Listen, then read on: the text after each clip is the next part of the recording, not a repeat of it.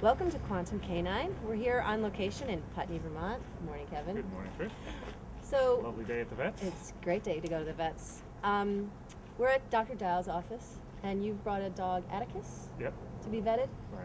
And does he have any problem behaviors? Yeah, his previous visits to the vet, he had to be muzzled, pinned down, which I don't recommend, but anyhow, that's his history. So I've had one vetting with him successfully, and this will be round 2, a year later. And so what would you like me to tell you about it? Well, Atticus hasn't been to the vet for a year. Right, this is his checkup time. And he was very aggressive to people and dogs. And he is a client's dog, and you're Right. bringing him here. Right. And are you going to be showing us special things that are How just to handle any dog at the veterinarian. Any dog. It's counterintuitive. It's the opposite of what you think to do. Usually you think you want to comfort the dog and give it a lot of attention, when that actually makes it the object of attention and stresses it. It makes it feel it's out of control, that something's trying to control it. So the point I want to really emphasize is that there's no capacity for any living being to allow another thing to take over control of its body. It's panic inducing. So what I'm going to do, it's counterintuitive, is give the dog the feeling that he's in control and he's choosing to have the veterinarian do stuff to him. Now the less the vet makes any attention, the better, but veterinarians are going to be very affectionate and this and that. So the dog has to learn how to take that too. So you were talking before about how giving a dog a lot of stimulation and attention actually Fries the circuits, right. It makes him feel out of control, and he's got to stabilize things. The only way dogs know how, and some bark, some bite, some collapse into emotional rigor mortis, and they panic. So it's whatever the variation on the theme is, it's irrelevant, but it's all the same phenomenon. So we're just going to follow you through this visit to the vet with Atticus and record it for posterity. Great. Step 1 is we want to see if the dog will have his energy at the surface. He's not holding back. Holding back energy is danger. Ready? Oh, nice. See, he's into food. We want food. And it's harder for him to take the bite toy. So we're in the parking lot. Get it. Get it. Oh, we want to get that aggression out of the system before the vet triggers it. Good. Oh, yeah. Good boy. Good boy. Good dog. Maybe we get a bark. We see. Speak. Speak. Oh, speak. Speak. Good, okay, good dog, good dog.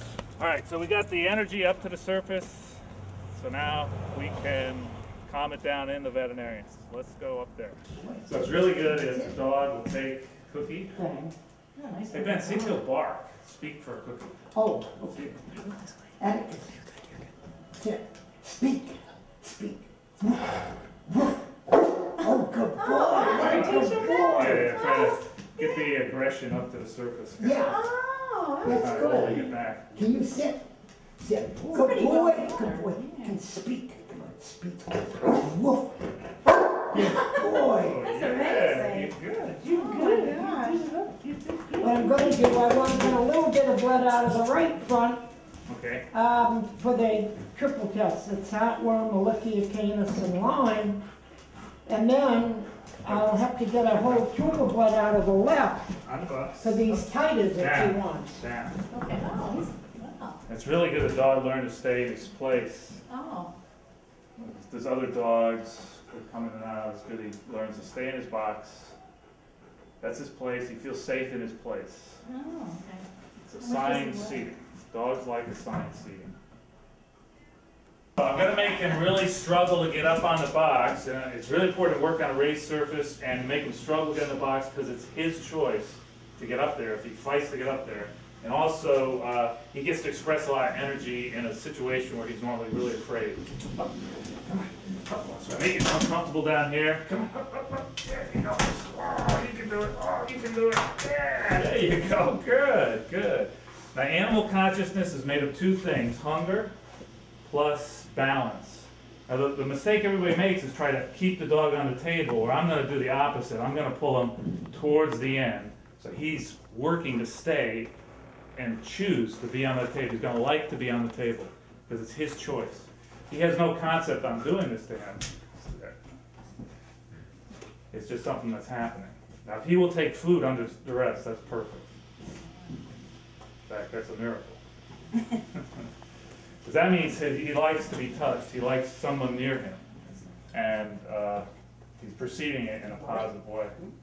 Good boy.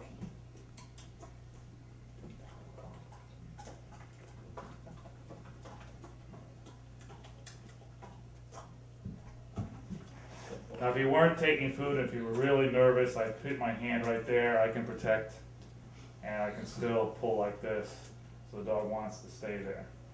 Now we're gonna ask him, what would you like to do first, Ben? I'm gonna get a little blood out of the right front, but I wanna shave it. Okay. I don't wanna put a needle through dirty hair. Right.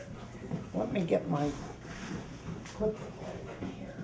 Does she want a heartworm test done? Right. And the titer is done for Lyme and Okay. distemper. He's not due for rabies until October, so, Oh, okay. yeah, so.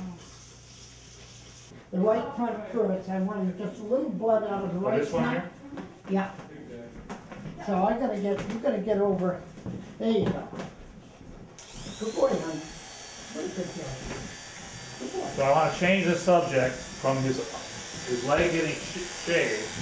I'm pulling him toward the edge. I'm holding his collar so Dr. Dow is safe. And I'm putting enough pressure on pulling him off the table so the dog is more concerned about staying on the table than he is what's happening to his leg, the noise, and another person really is close in his space. Now from his point of view, the dog's point of view, by fighting to stay on the table, he calmed down the situation. He was in control, therefore he has no problem.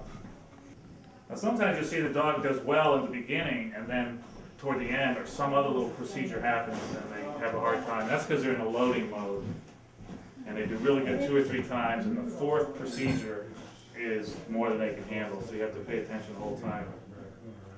Good. Still taking food. That's wonderful. You can use food as a good barometer of how much in control the dog feels. Needless to say, your dog should go to the vet really hungry. Well, I go through a lot of treats, and people come in and they have a dog we never met before. And the only way to get to an animal's brain is through trust, and a lot of times it's food. Same thing with horses, apples and carrots.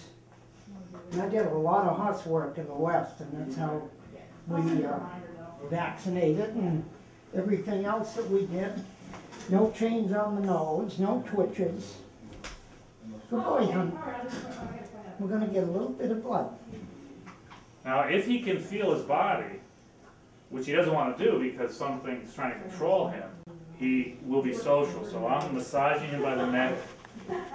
Ideally, I want him to feel pleasure. They can actually choose to concentrate on one part of their body or the other. So if he'll choose to concentrate on his neck because it feels better than his leg, he'll have a good experience. Now, if I can hit him.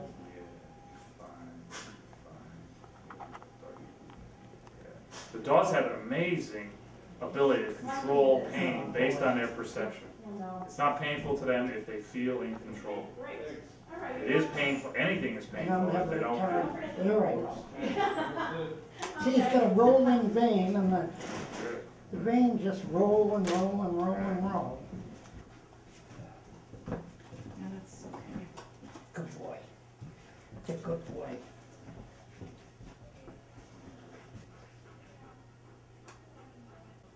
Yeah, it's nice. The dog take food, and his perception is completely positive. Wonderful. Yeah, and the thing is, one little thing I'll say is a dog has no idea how he's getting out of here alive. He has no idea that he comes in and he goes. So this is forever. So that's why dogs get so afraid that they're going to be treated forever. So when he can feel flow, if he'll take food and he's in control of balance, that's his perception that I'm getting out of here alive. They got to feel movement. And when they sense potential for movement, the food is there, and they're controlling what's happening around them, then they're okay. Then they feel, okay, this is fine. I'm He's getting got out to of here have alive. one more from me. And you can see in this dog's expression that there's a trace of intense fear in his eyes, but his facial expression's open and ingestive and positive. You can see the memory of fear in those eyes. A little bit of knit above the brow, a little bit of concern, but his whole overall visage has gotten very, very open and trusting. So we're on the right path. He'll be like Hercules down the road. He'll just scratch at the door to come in and see Dr. Behan.